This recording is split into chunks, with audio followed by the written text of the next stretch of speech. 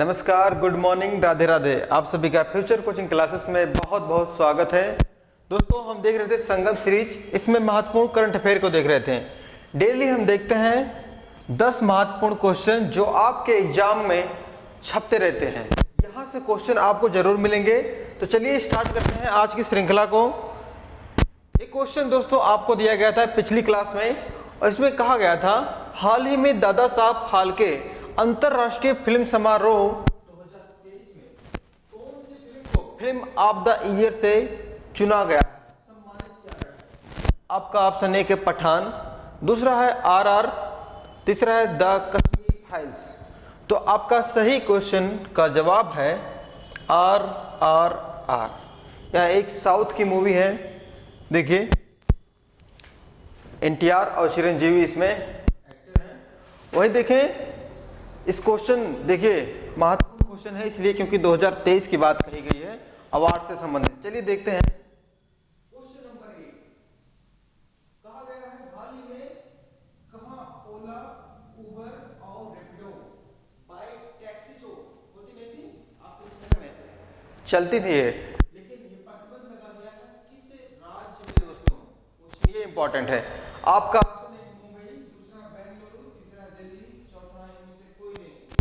तो आपका सही आंसर है भारत की राजधानी दिल्ली में इस पर बैन लगा दिया गया है। क्यों लगा दिया गया है? क्योंकि ये सब यातायात के नियमों का पालन नहीं कर रहे थे। देखिए एक मोटर वाहन अधिनियम है, मोटर वाहन अधिनियम कब का है दोस्तों? 1988। अधिनियम 1988 के तहत इस पर बैन लगा दिया गया है। किस सरकार ने लगाई है? दिल्ली सरकार ने। ठीक है, चलिए आगे देखते हैं क्वेश्चन नंबर दूसरा। बेहद ही महत्वपूर्ण क्वेश्चन यह भी है। इसमें कहा गया हाल ही में किसे अंतरराष्ट्रीय मातृभाषा पुरस्कार से सम्मानित किया गया है। आपका ऑप्शन एक है रामदस मिश्रा, दूसरा है डॉक्टर महेंद्र मिश्रा, तीसरा है अनिल अग्रवाल, चौथा है इनमें से कोई नहीं। तो आपका सही आंसर है दोस्तों डॉक्टर महेंद्र मिश्रा जी को यह सम्मान मिला है अंतरराष्ट्रीय मातृभाषा पुरस्कार से। इसका आयोजन हुआ था दोस्तों ढाका में। ढाका कहाँ पे है? बांग्लादेश की राजधानी है और इसकी मुद्रा है टका। देखिए यह हुआ था वहां पे, लेकिन मिला किसको है? महेंद्र मिश्रा। किस भाषा के लिए? उड़ीसा के लिए। ठीक है, उड़ीसा में जो भाषा है उसके सम्मान के लिए उसका इन्होंने बहुत अच्छा विस्तार किया, बढ़ावा दिया अपनी भाषा को, मातृभाषा को, इसलिए यह सम्मान मिला इनको। वहीं देखें बांग्लादेश से 3 ट्रेनें चलती हैं। कौन सी दोस्तों? बंधन एक्सप्रेस, दूसरा है मैत्री एक्सप्रेस और तीसरा है मिताली एक्सप्रेस। ठीक है, ये 3 ट्रेनें चलती हैं। कहां से? भारत से बांग्लादेश जाने के लिए साप्ताहिक ट्रेनें हैं ये सब। ठीक है, चलिए देखते हैं अगला क्वेश्चन।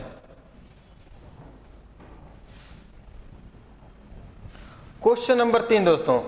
कहा गया है हाल ही में किस देश ने 800 अरब डॉलर की मेगा कौन सा प्रोजेक्ट है? मेगा प्रोजेक्ट का नाम है मुकाब की घोषणा की है। वह कौन सा देश है?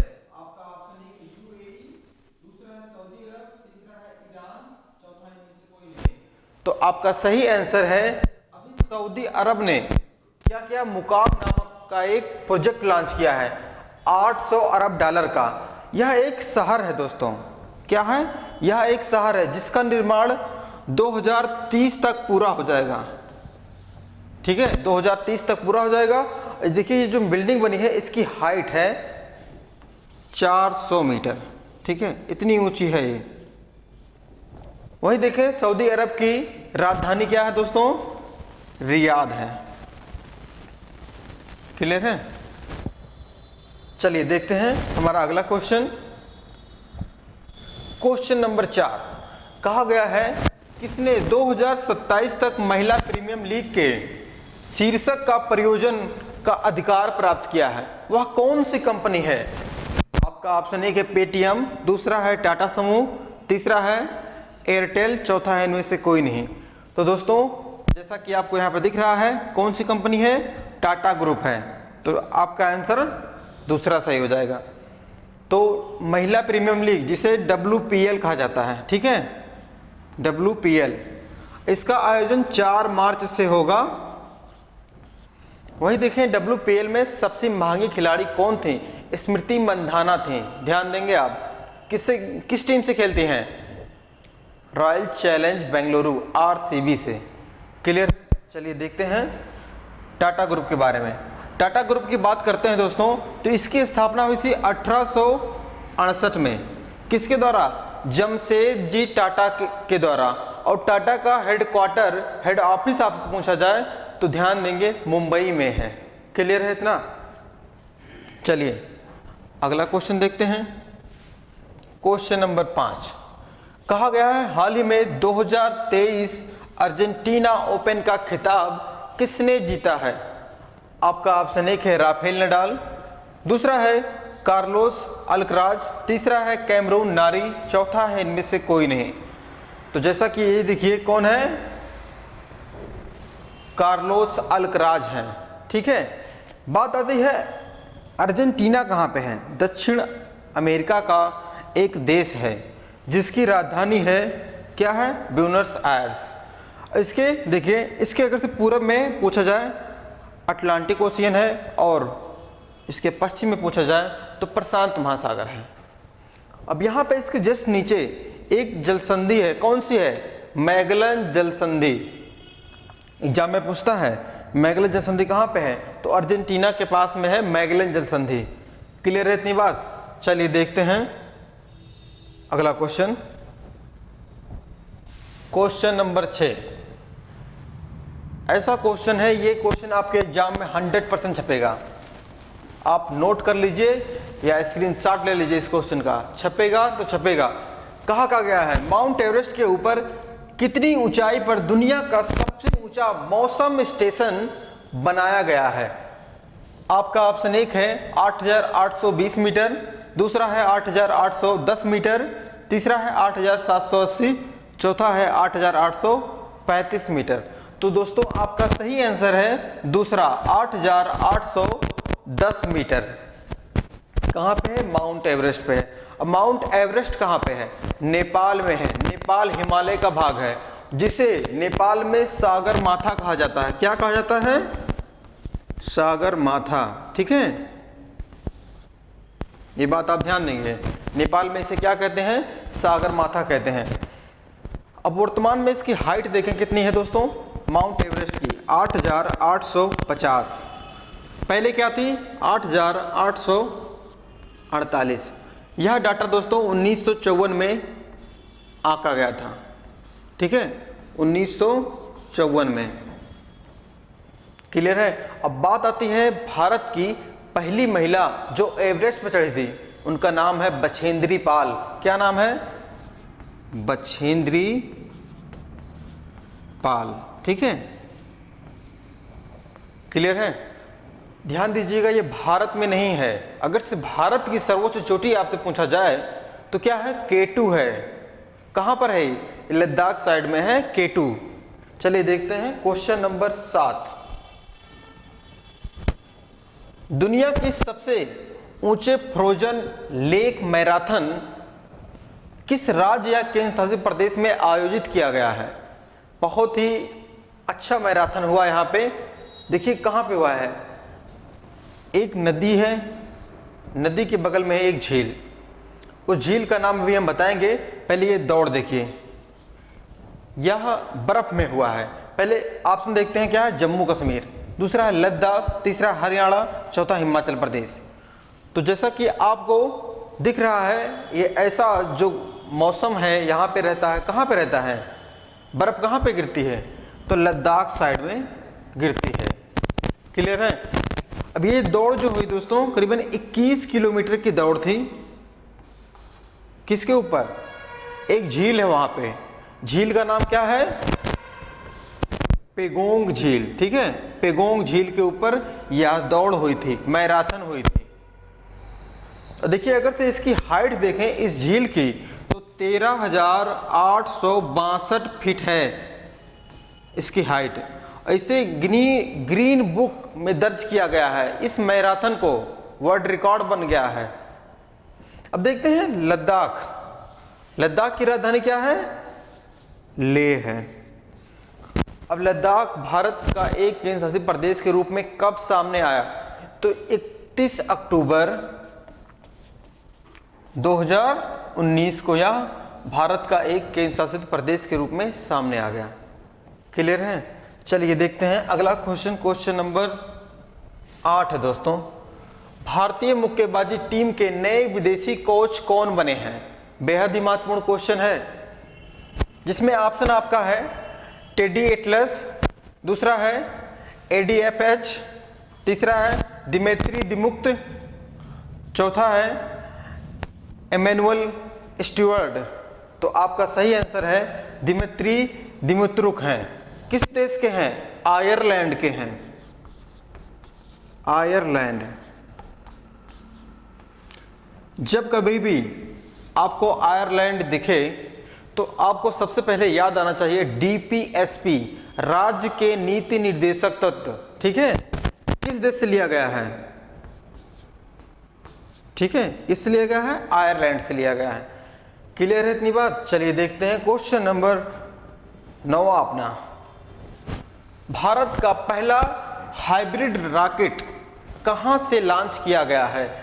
जिसमें ऑप्शन आपका देहरादून, दूसरा है जयपुर, तीसरा है ईटानगर, चौथा है चेंगलपट्टू। तो जैसा कि आपको पता है तमिलनाडु का एरिया है चेंगलपट्टू, तो यहाँ पे इसका हाइब्रिड रॉकेट लॉन्च किया गया है। क्लियर है? देखिए रॉकेट की बात आई तो सबसे पहले आपको याद आना चाहिए इसरो, भारत की स्पेस एजेंसी इसरो। इसकी स्थापना 15 अगस्त 1969 को विक्रम साराभाई के द्वारा इसकी स्थापना की गई थी। वहीं इसके सचिव पूछा जाए या अध्यक्ष पूछा जाए तो कौन है? एस सोमनाथ हैं। एस सोमनाथ। क्लियर है? एस सोमनाथ हैं।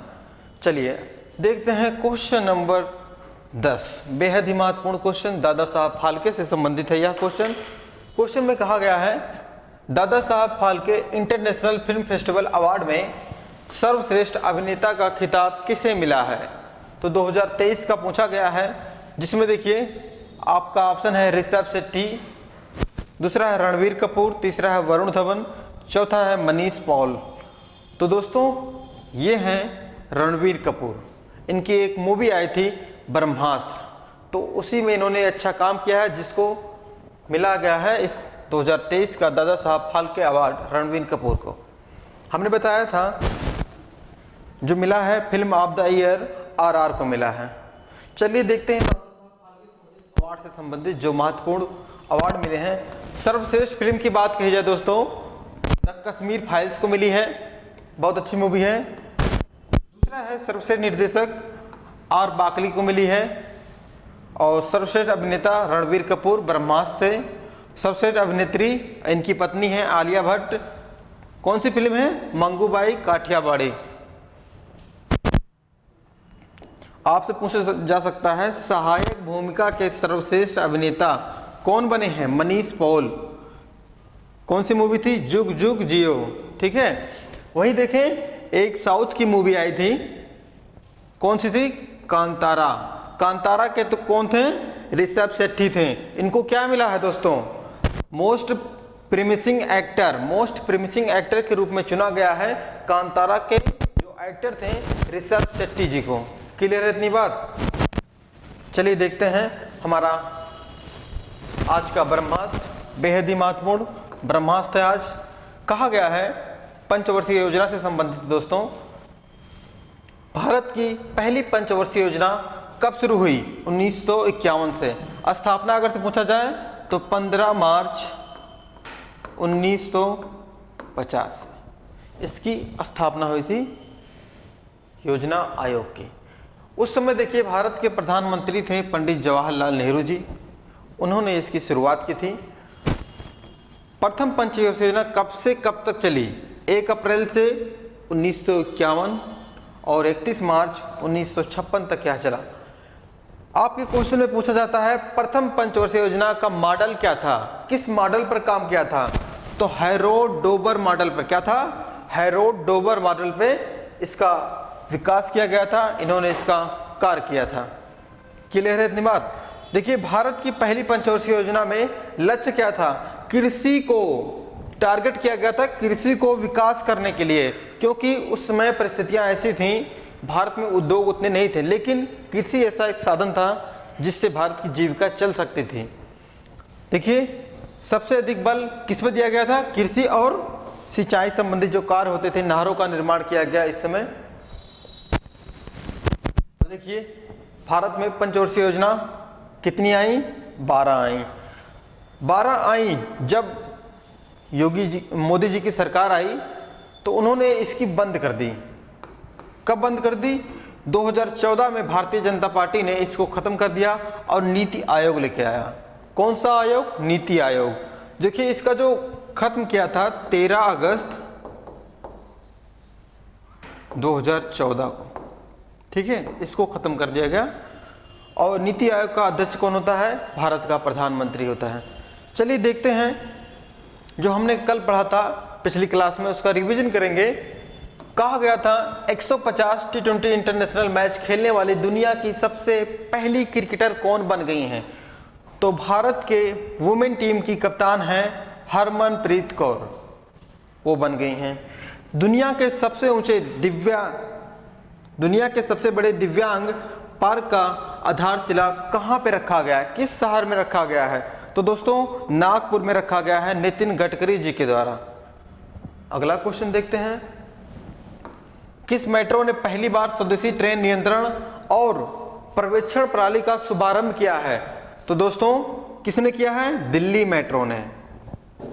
क्वेश्चन नंबर अगला है, ISSF वर्ल्ड कप में किस देश ने 10 मीटर एयर पिस्टल में गोल्ड जीता है? कौन सी टीम है? अपनी भारत की टीम है जिसने गोल्ड जीता है।